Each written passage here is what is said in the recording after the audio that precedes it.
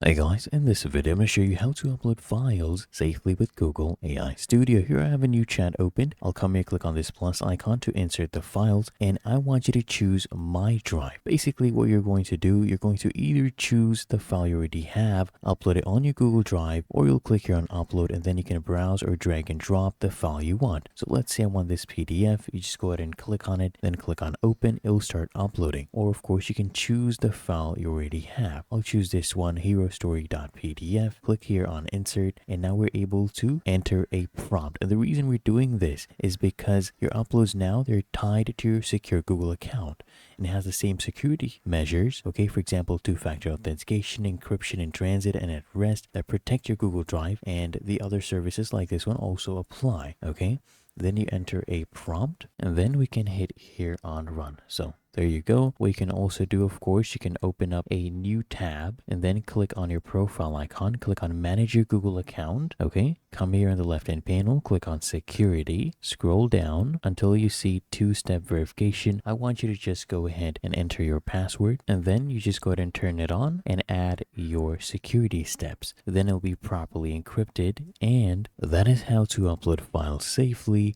with Google AI Studio.